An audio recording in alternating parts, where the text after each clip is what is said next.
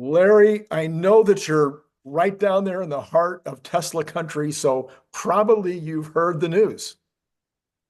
What news? There's a juniper that's actually blossomed in China. That's news? That's like that's like 24 hours old. Yes, but you and I have not had a chance to talk about the implications of this Yeah. beautiful flower that has arisen in the land of Asia. So anyway, give me your impressions. Well, you know, I don't subscribe to all the horror of the change of design that has been expressed. Um, it's a new look for Tesla. There's a little bit of cyber going on in there, because of the light bar and the rear light as well. But look, I bought a brand new Model 3 because the ride and the quiet and it's a very beautiful machine. I bought one for my wife, one for myself. That one's going to be a Robotaxi, I think. It's going to be my experiment in that field. Right. But I love that, and I think the car is going to do extraordinarily well. Little worried about how long it's going to take to get rolled out here in the United States, because we will see a very, very big hit to the Model Y in the months. And, it didn't much matter with the Model 3, even though it hurt sales very badly for that very big gap Right. in rolling out the new Model 3 here. Right. But if we have to wait for a long time for the Model Y to roll out here, and particularly in Europe, that will be quite serious to the revenue. So that's what I look at. I love the upgrades to the car. I think that's very good. In the long term will be the medium term. Once the transition has taken place, it'll be very good for the company. But I'm very focused on Robotaxi and the cybercab, Right. and what's coming in terms of optimism. And the car business is business as usual for me, anyway. Yes, yes, yes. Well, I think it's still interesting that at least initially, if the reports are true, they're saying that 50,000 orders came in the first little while. I don't know whether that was. I saw the order count jumping quite dramatically. Right. We don't know that there's 50, but I didn't see a post to that, and I haven't been online the last 4 or 5 hours. Right. Just because of some, commitments I had here in Austin. But yeah, it's pretty exciting to see that. And, I'm sure that there's going to be a very, very great demand for this car. It's really a great, look, the Model Y is a great car. It's one of the, it goes into the history as a Right. very, very meaningful car, much like the Model S itself and the Model 3 for that matter. But and so what happens with the Model Y is quite meaningful. So it's big news. Yeah, yeah. And I think, as you point out, the interior and the mechanical aspects of the improvement, like your Model 3, this is where the real issue is. And yeah, people are going to have their feelings about it one way or the other in terms of the looks, but I don't think there was anything about the looks that would cause most people, if they happen to be SUV drivers anyway, and are thinking in terms of Tesla at all, I don't think anybody's going to say, "Oh well, because the looks are this, I'm going to walk away." I think the looks are fine. Yeah, I think they're great. Actually, not fine. I think they're great. Actually, I said this morning on the show, I have to be consistent here, Larry. I'm not an SUV person. I don't like the looks of SUVs. I like sports cars. I like your car. I like your Model 3. But I like my Cybertruck. Yeah, I like your Cybertruck. I'd like it a lot better if it was wrapped. I'm not a. I'm going to get a Maverick Mind logo for it. Oh yeah, yeah. There you go. So now that I'm going to get the logo, I'm really thinking seriously about the wrap. I love the stainless steel look, and I love the stainless steel look like to be coated in mud and mess, because it's a truck. Yeah, yeah. But once I'm going to put a logo on it, then I've got to rethink that. And it's a blue logo, something white with blue. I don't know. I'll think about it. Yeah, maybe you could look back at the Maverick branding for the show, or even go back further to the planes in World War II, and No, I've seen those. There's a oh, guy that's down the not, road with that. No, but once I've got the logo, then the logo, is forward looking, yes, and yeah, so the logo's got to be,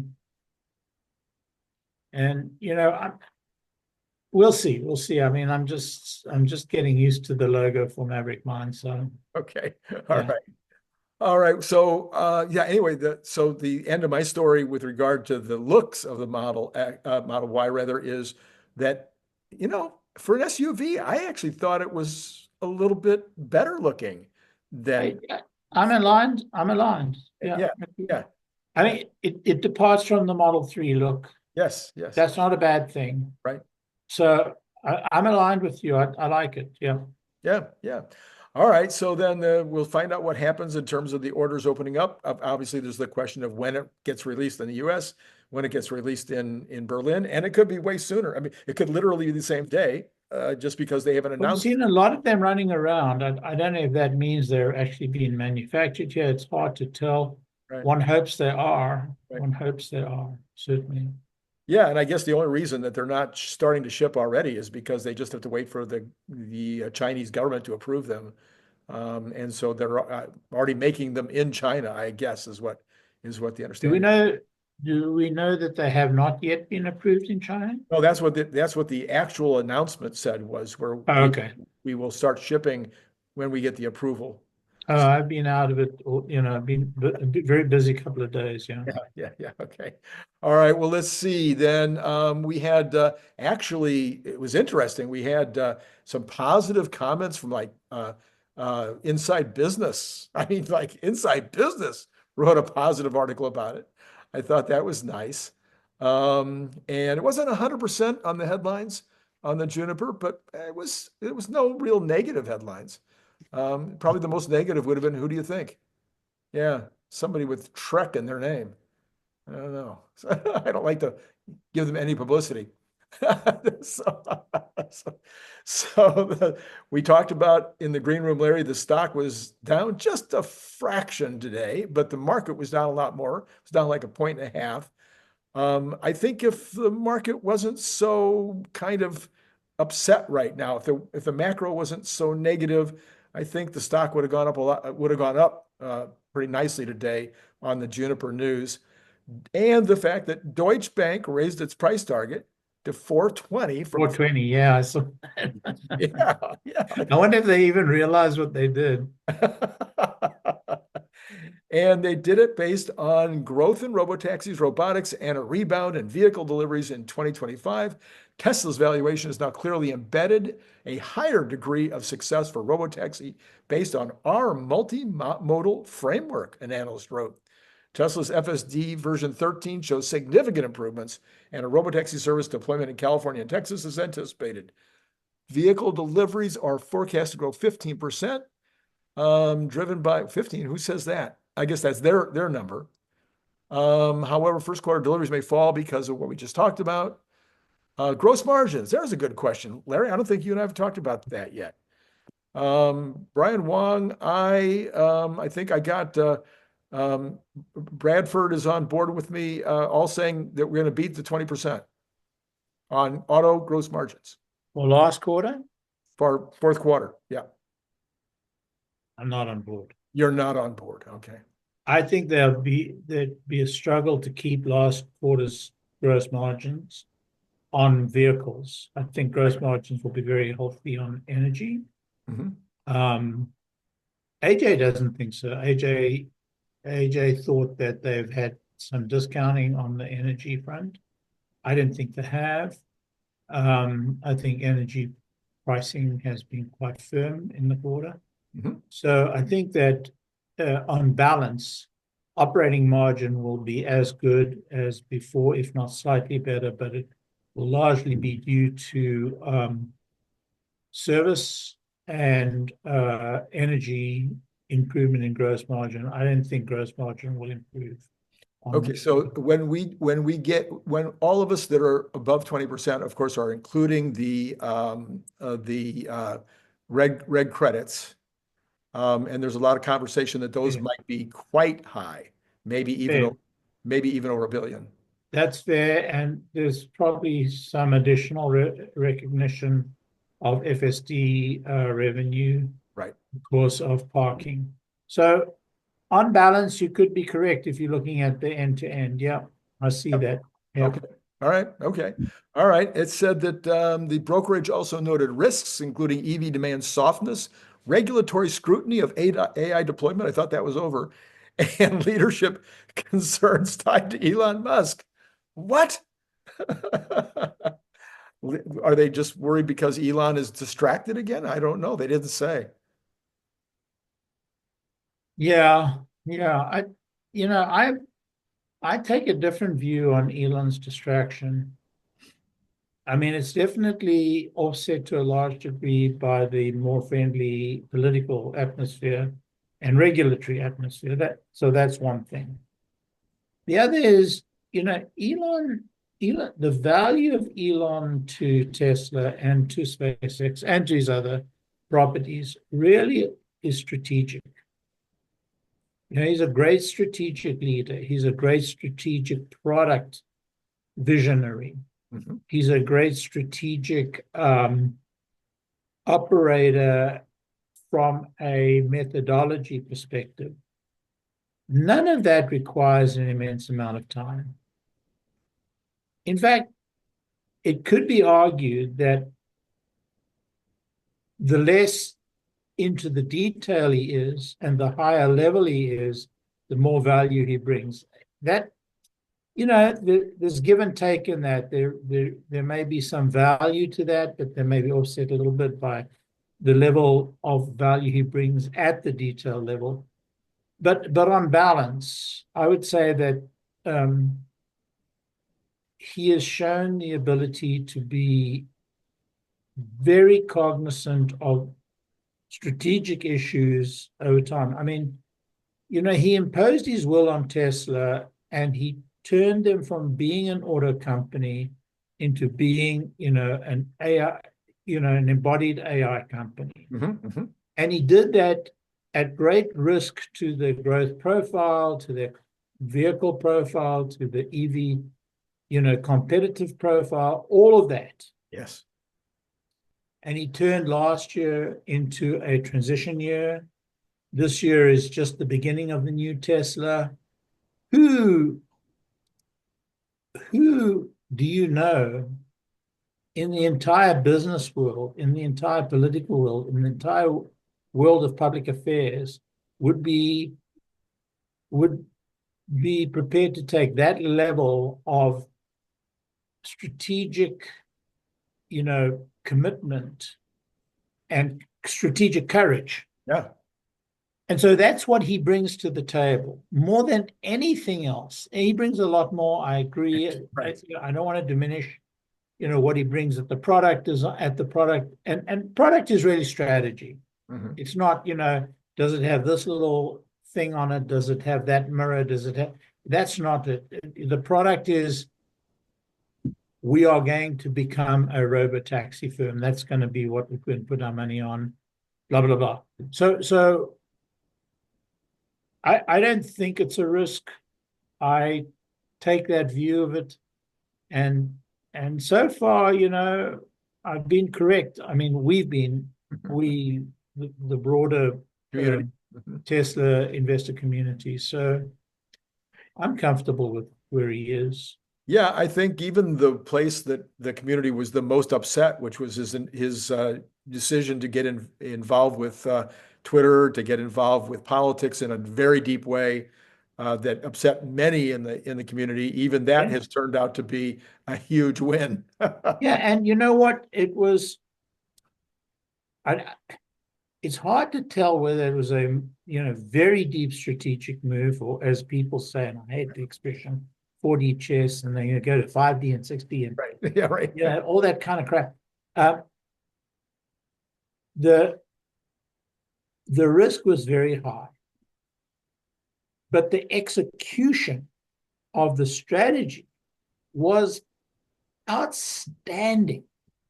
I mean, who would have gone into Pennsylvania and absolutely sat in Pennsylvania and driven, this multi-state political move that completely stumped the political, cognoscenti, all these brilliant political minds, all these analysts and so on. Elon got to the absolute essence of it. He got to the physical, center of it, and he drove a strategy that completely out-strategized and completely out-brilliantized all of these great minds, and so those moves that he made. And just in case people don't know what you're talking about, he recognized that the core of the new MAGA movement was non-college educated men, and they weren't turning out to vote. And so he said, if we can get these guys up to the same vote percentage, if we can get them registered and get them to show up at the polls, then it's game over. We'll have it all. And then he actually executed and got them to register and vote. And I don't know whether he drove the decision or whether some other brilliant strategist drove the decision, but to embrace the early voting, to embrace the postal voting, to embrace all those strategies which they'd fought against so bitterly. And in 2020, they blew it, Right. I mean, I know Trump believes he won and so on and so forth, but they blew it because instead of actually embracing it, they tried to fight it and they tried to point fingers and, they cheated, blah, blah, blah. But this session, and I have to believe it was Musk that drove it, they embraced it and they did the Democrats in this field. So from the moment of Pennsylvania, of the shooting, from that moment, he completely turned, and yes, he moved out of Tesla, he moved out of SpaceX, he moved into Pennsylvania and drove. Not only in Pennsylvania, he drove a multi-state strategy, but he drove. And he spent money, but my goodness, did he spend it well. Look, the Democrats outspent the Republicans by some incredible amount of money. Or something, 4-1.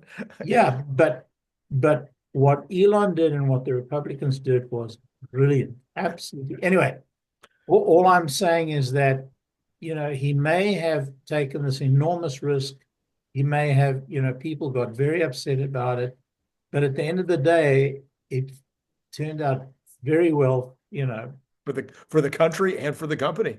So now he's in Mar-a-Lago. He's moved from Pennsylvania to Mar-a-Lago, where he's spending, I think somebody said $2,000 a night so that he can live right across the street from Mar-a-Lago. And not that like that's a big deal, but we're only 12 days away now from Trump taking over. Biden appears to be doing everything he can possibly think of to slow down the effort that, now when I say Biden, it's probably somebody, some bureaucrat. Well, it's the same staff that had been running the White House for like 4 years. So, but what do you think about the activity you've seen so far? What do you think about what we're hearing from Trump himself and from his surrogates and Trump has matured. There's no doubt in my mind Trump has matured. This is a different Trump from the Trump that took 2016.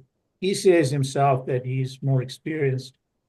I think he's also mellowed quite a lot.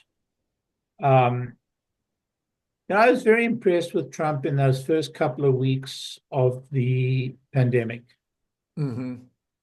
And then as the pandemic wore on, it didn't go well, kind of deteriorated. But he's definitely matured, I think. Yeah, a lot of people still hate him. There's a lot of hate, but they're not going to pull. The Democrats are not going to be able to pull the Russia hoax. Uh, they're not going to be able to pull that kind of stuff anymore. And No, social media and podcasts will be all over anything that is attempted like that. We're, yeah, we're we're past those days. Well, part of what's happened in the last couple of days, actually today, you may have not even seen the headline if you were busy, is that Putin has contacted Trump, wants a meeting, and so they're now scheduling a meeting. good. And so I know you spent part of your trip down to Austin listening to the Zelinski interview that Lex Friedman did. I've listened to about two-thirds of it. It's very hard sledding, uh, Very heavy going. Yeah. very heavy going. So I'm sure that not many people that are listening right now probably have taken the time and the energy, quite frankly. Larry, what did you get out of it? I know you're very passionate about this, and unlike many on the right, you are very, very much aligned with folks that would like to see Zelensky and the Ukraine beat Putin's socks off in such a way as as they would slither back into Russia. But anyway, go ahead. Let me know what you thought of the. Yeah, I'm very supportive of an independent Ukraine, very supportive of um, Ukraine being able to push the Russians at least to an honorable peace or a retreat. I doubt very much that Ukraine can get Russia to retreat from the lands that they've already occupied. Um, you know, Putin is still trying to claim the lands he hasn't yet occupied, but it is more than probable that we're seeing the end game now. I, it's interesting. The United States ratcheted up the pressure on Putin in the last 24 hours quite significantly by attacking, the Ghost Fleet and imposing even tighter sanctions, quite serious sanctions. Yeah, the oil is up like $5 over the last couple of days. Yeah, and this is a direct result. Biden pussyfooted around. I mean, the United States could have put an end to this war 2 years ago. But Biden's a sick man, and the people around him are just functionaries. They are really just functionaries.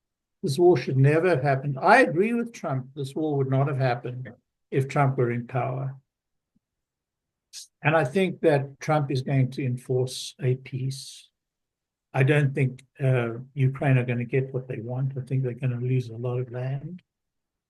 But I think we're going to get a peace where Ukraine can be guaranteed to survive as an independent country.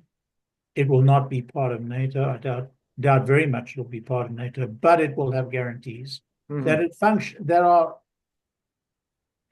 not as good as being a member of NATO, but guarantees that are functionally provided by NATO. That's what I think. So from my listening, Zelensky kept repeating and repeating that he thought he had those kind of guarantees, but that when you get a change of power in Washington, sometimes the guarantees that you thought you had aren't there. And so that he really felt like that they had given up their nuclear arms earlier Oh, yeah. because they thought they had these guarantees from the French, from the English, from the Americans. Never mind the United Nations. Where are they anyway? But Yeah, but here's the reality. He's not going to get more guarantees than that. I mean, NATO is not going to are not going to put Ukraine in as the tripwire. right. there isn't sufficient agreement amongst the Europeans, and certainly with Trump, they would not get that level of agreement.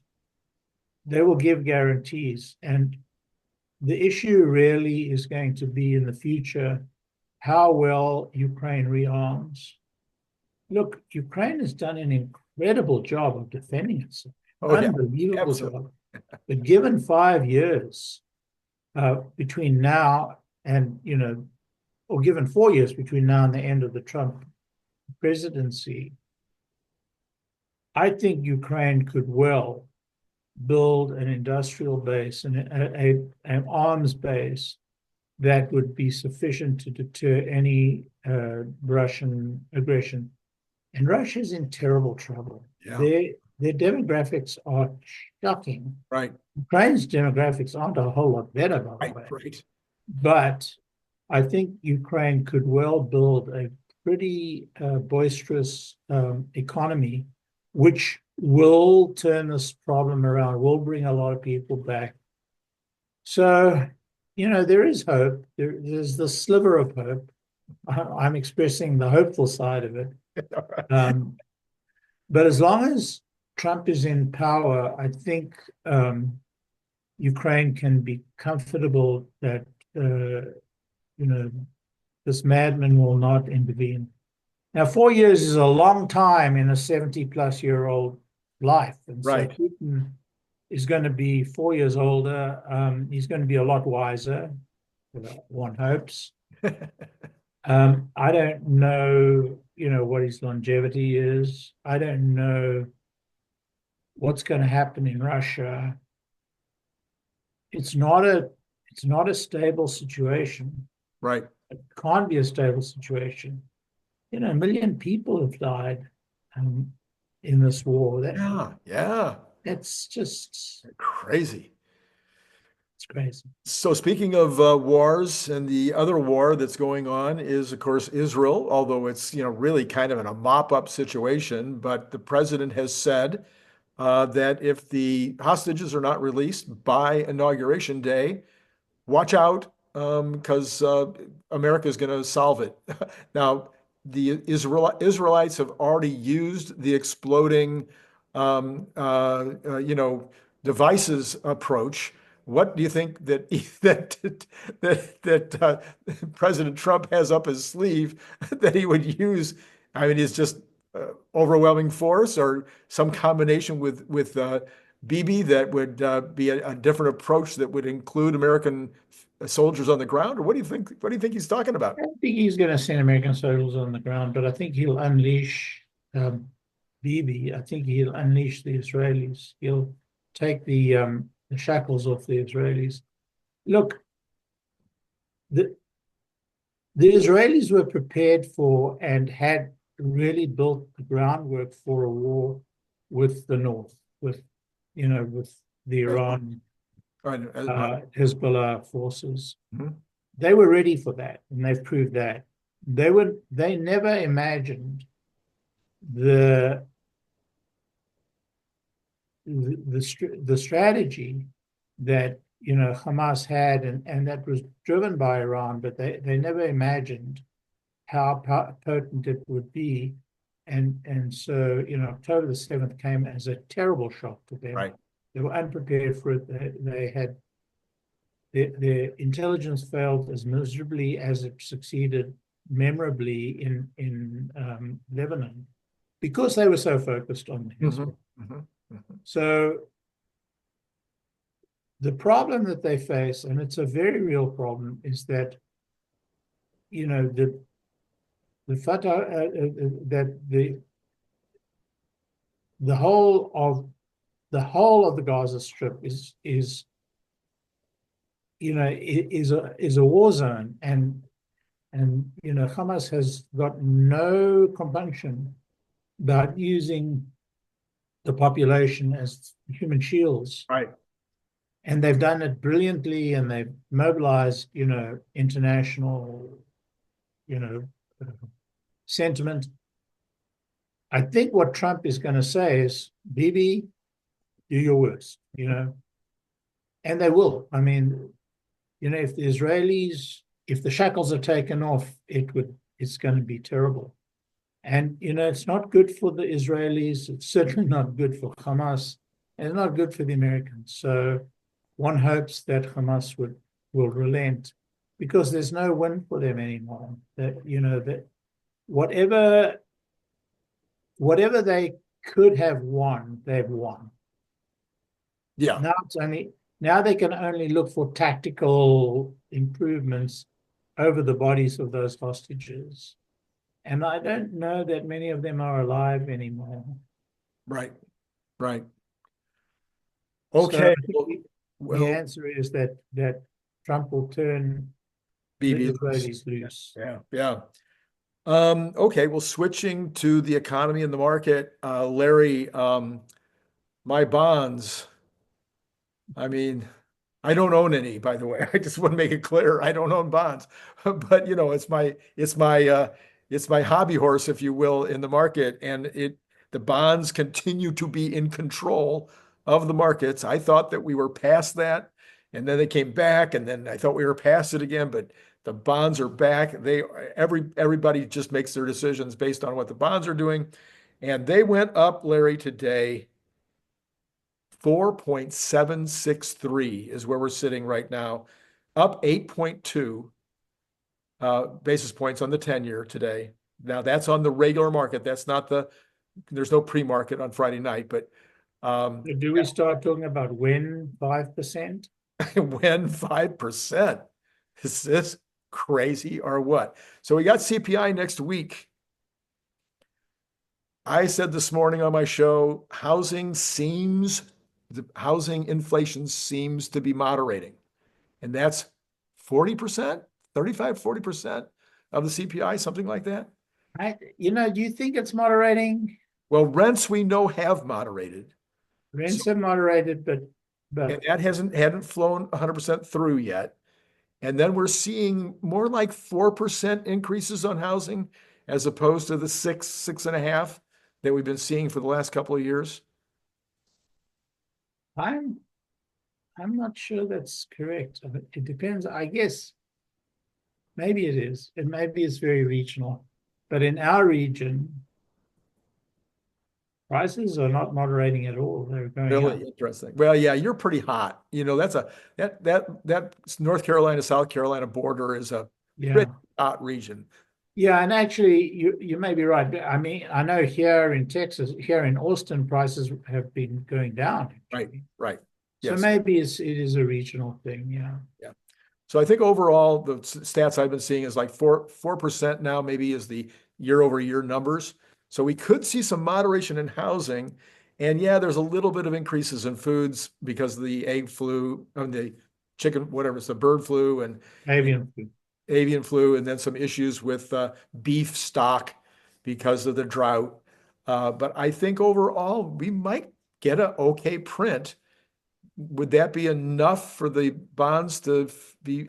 Are you on my side? We've talked about this before. I just don't 100% recall where you are right now. I think they need the Trump administration to show some actual grit with regard to getting pricing down, or spending down. Yeah, I mean, right now, I think the interest rates are being driven by the deficit. I mean, it's not what I think. I think, the action has shown that that's what it's tied to.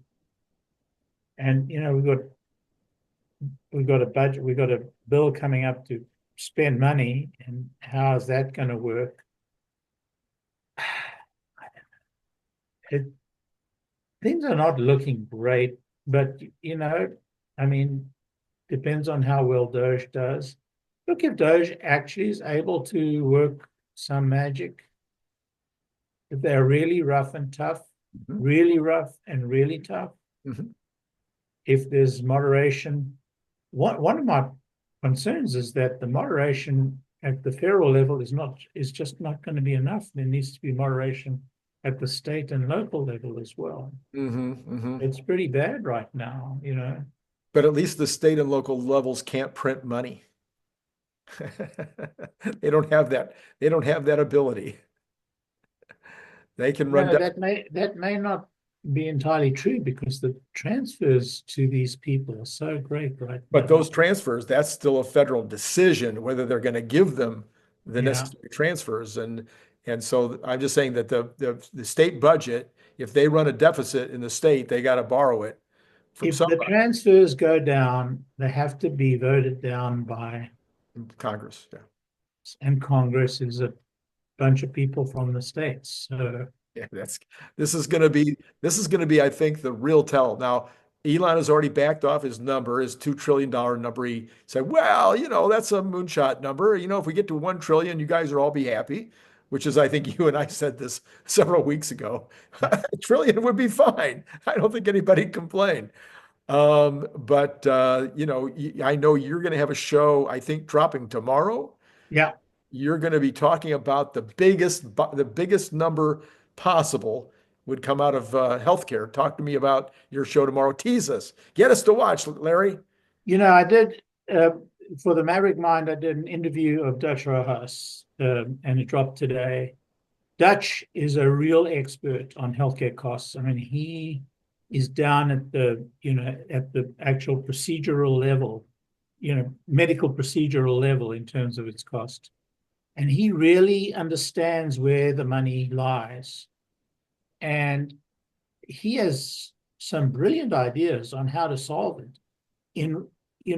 without having to go through Congress and without, there are some laws that do need to change. And that's where I hope Elon can help, because it is so straightforward. The route to the solution is so straightforward. So I'm not going to, get into it now because Dutch really does it much better than I do. And I'm not an expert. I'm just, reflecting on his glory. But he has really miraculous ideas that can solve this problem. And the problem isn't reforming, Obamacare. The problem isn't, doing away with the Department of Health and Human Services, which was my solution, Right. my naive solution. But he has got some real solutions. And it's more than possible that this curve, up and to the right curve of healthcare costs can be bent down very significantly. And if it can be, then 2 trillion is not off the table. Oh, wow. Yeah. There's the tease. Yes, that's it. And I think Elon needs to look at this very carefully, because he can squeeze a little bit out of the budget. And defense can be squeezed a little bit because the defense the defense contractors are so badly run. Right. But the really big future costs lie in two areas. The one is in our retirement benefits, Right. which can't really be squeezed by very much, if at all. But the big number is this continuing increasing healthcare cost and constant reduction in quality of service and the health of the country. Right. Now, the health of the country, hopefully 𝐅𝐫𝐚𝐲 will tackle some issues there, and maybe there's revisions to our lifestyles if that were possible. But in terms of straightforward costs of service, which is the big number, Right. I think we should listen to what Deutsche has to say, because he really does understand. All right. So everybody should tune into that, and they should listen to your Maverick program today, which I will certainly do, to find out his background and what makes him such a maverick, and all of that. So those would be two good things for you all to do later. Larry, let's see. We got to get to the numbers here. We were talking about a minute ago the bonds, and we talked about how they were up and to the it never ends in terms of the bonds, but oil also. Now, who was it today? I forget who it was today, was talking about just how much, oil is, a big part of this inflation issue. So you can solve, healthcare, and all of a sudden oil goes to $140 and you've got another inflation problem. Yeah, oil's not going to go to $140. What we're seeing is the political impact of, ratcheting up. We spoke about it, the Russian. I don't think that's going to be a risk.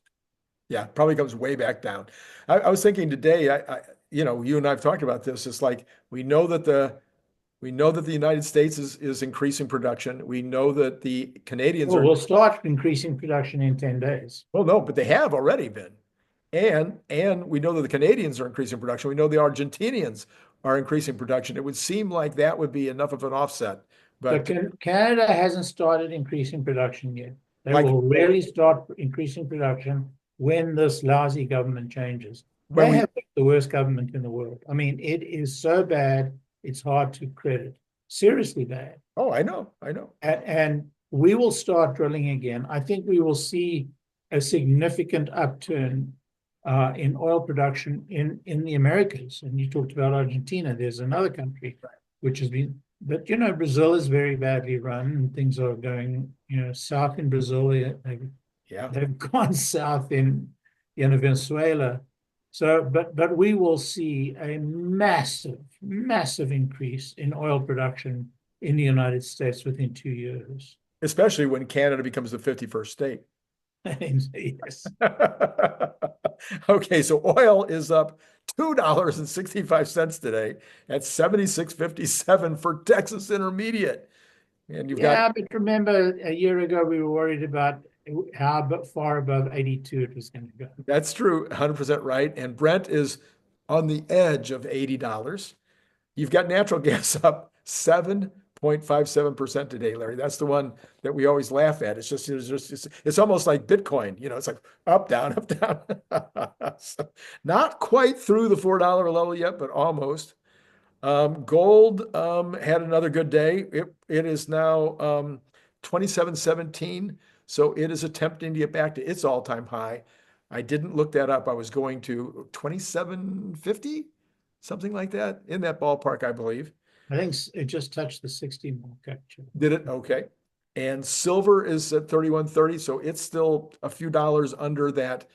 I want to call it the real all-time high because the $38 all-time high was a fake all-time high caused by the Hunt brothers. Hunt brothers. Yeah, it was Hunt. Yeah, okay. Your copper, Larry, is down 0.45%. Yeah, that's because industrial production globally is down. Oh, the manufacturing. I have that little weird theory about the manufacturing base that all over the world minimalism is in. You know what I'm talking about? Yeah, I do. When we were growing up, you went out and bought all these little things and you put them up on your shelf, and then you bought a thing to put the little things in, and everybody had all this tchotchke all over their house. And now we have very big tchotchkes. Bigger tchotchkes. Okay, anyway, the dollar is high and it's going to stay high, especially if the bonds stay this high. And Bitcoin, it's trying to build back again after, it was only Monday, Larry, it was over 100,000. Now you're at 94. And that's up too from where it was this morning. So no pre-market, of course, on Friday night. Right. What do you think?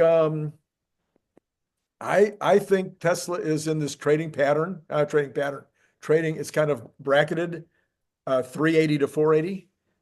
And I'm not sure that we can break out of the 380 to 480 even after the earnings call, even if we beat. I think it's going to take us going unsupervised to break out of the pattern. Yeah. I mean, I'm about as excited about the short-term prospects for I'm excited about Robotaxi. I'm very excited about Robotaxi. We need unsupervised to get that. Yeah, I'm very excited about Robotaxi. I'm very excited about unsupervised. I'm very excited to try and buy a cybercab if Elon will let me. I get a couple of inquiries a day from potential venture founders looking to find a business around robotaxis. Really? A couple of yeah, I do. At least. Oh my goodness. That's amazing. Well, I get a lot of you get a lot of offers. Yeah, you got a lot of stuff. Yeah. Yeah, I get a lot of stuff, but I'm just seeing, people thinking they'll start something around and I don't want to, Yeah, no.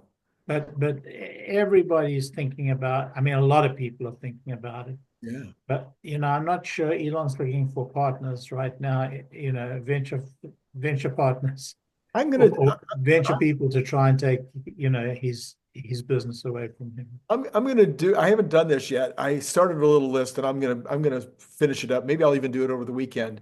There are all kinds of potential businesses around Robotaxi. Yeah, You yeah, know, it's not just about picking people up and dropping people off. I know. I There's know. all kinds of additional approach things that it could be used for, and I think I'll do that list over the weekend. Yeah, it'd be interesting to see and match it up with the kind of, ideas people have. But look, it's going to be a very dynamic period, but, Tesla traditionally have gone their own path. And, I think they want to own the customer. I think they want to own the services around, putting the taxis on the road. I think over time that will change and they will, be a little bit more open. But I think at the outset we will see Tesla, as a closed shop in That that. will be a very disappointing thing for the 6 or 7 million owners right now that have been waiting and waiting and waiting for a chance to put their cars out. I think they'll put their cars out within the Tesla world. Oh, I see. Okay.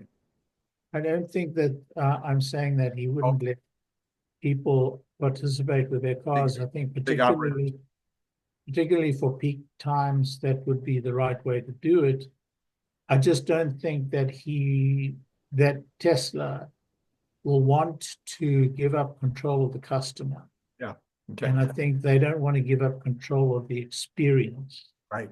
Right. So I think that's what it is. And I've thought differently in the past, but I've been convinced by people who CERN Basher really, I think it was CERN Basher that really, no, I can't even remember who it was, but they focused my mind when they said, Elon's not going to let somebody else determine the customer experience. So I think Interesting. Well, Larry, it was James Dowman. It was James Dowman. James Dowman out. said, I don't believe Elon will or Tesla will be prepared to let, the customer experience be Right. impacted by other people. He's not going to let Hertz ruin it again. Look, when Hertz announced they had bought 100,000 or that contract for 100,000 cars, Elon tweeted, just to be clear, he said, they had to go through, the website and buy it like everybody else had to buy it. So he was saying right at the outset, guys, you're on your own. Yeah. It was a botched rollout, if ever there was a botched rollout. And yeah, I rented several of them and I was very disappointed in how they were handling it. Yeah. Okay, so Larry will be back tomorrow morning. Well, tomorrow probably noonish, somewhere around noon. We will be reviewing the Cathie Wood report, the once a month time when we both listen to. If she publishes it. Yeah, I'm assuming she'll do it. But anyway, assuming that she Yeah, does. but sometimes it's late in the day. It could be. And anyway, and we listen to what Cathie had to say. We take our notes and then we put our heads together and we try to at least do a good job of explaining what she said. And then if we have any additional what we think is wisdom to add, then we add that as well. So please come back tomorrow and listen to that. With a little luck, Brian Wang is supposed to be on tonight with me at 7:45. My new slot for the evening show. Yeah, that's about all I got, Larry, right now. Okay. What about you? Any last words of wisdom before you? Yeah, go and listen to the Maverick Mind today. That's right. Go listen to Larry Mine. In preparation for hearing, the brilliant ideas that, Dutch has about our healthcare. Absolutely. I highly recommend that you do that. All right. That's all I got right now. It has been great talking to all of you.